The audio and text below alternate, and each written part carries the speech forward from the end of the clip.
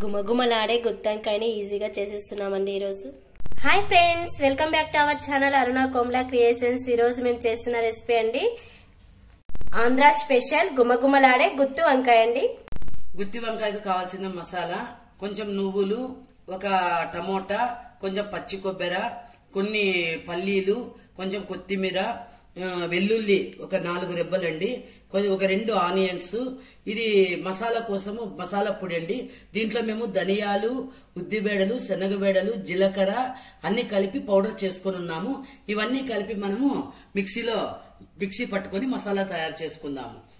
వంకాయలు వచ్చేసి ఇలా లేతగా ఉన్న వంకాయలు తీసుకొని చూడండి, ఇట్లా 4 చీలికలుగా ఇలా చేసుకోవాలండి. వంకాయ మసాలా నించుకోవడానికి చూడండి ఇలా. ఇవి మనం చేసుకుని ఉప్పు నీటిలో నానబెట్టుకోవాలి, లేకపోతే నల్లగా కనిపిస్తాయి మనకు. మిక్సీకి వేసుకున్న తర్వాత మసాలా అంతా ఇలా ఉండాలండి, చాలా కొంచెం గట్టిగా ఉండాలి. నీళ్లగా ఉంటే మనం వంకాయలోకి పెట్టుకోలేమండి. ఇప్పుడు చూడండి, ఉప్పు వాటర్లో వేసుకున్నాం కదా, ఆ వంకాయని ఇలా బాగా ఒత్తుకోవాలండి. ఒత్తిన తర్వాత ఇలా 4 ఇలా వెడల్పుగా చేసుకుని ఈ మసాలాని లోపలికి పెట్టుకోవాలండి. ఇలా నించుకోవాలి వంకాయ మసాలా అంతా వంకాయలో నించుకోవాలి. అన్ని కూడా ఇలా నించుకున్న తర్వాత ఎంత ఇలా ఓపెన్ కాకుండా ఇలా నీట్ గా అడ్జస్ట్ చేసుకోవాలి.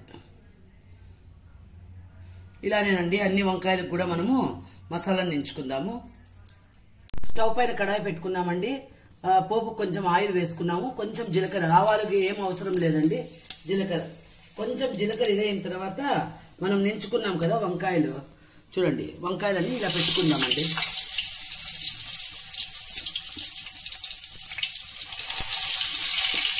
వంకాయలన్నీ ఒక్కొక్కటిగా ఇలా పెట్టుకుందాం.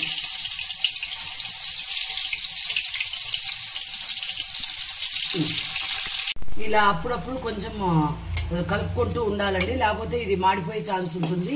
ఇలా ఒక్కొక్క దాన్ని ఇలా అనుకుంటూ ఉండాలి. లాస్ట్ లో ఇది కొంచెం అయిన తర్వాత మనము మిగిలి ఉన్న మసాలాని వేసేస్తాం.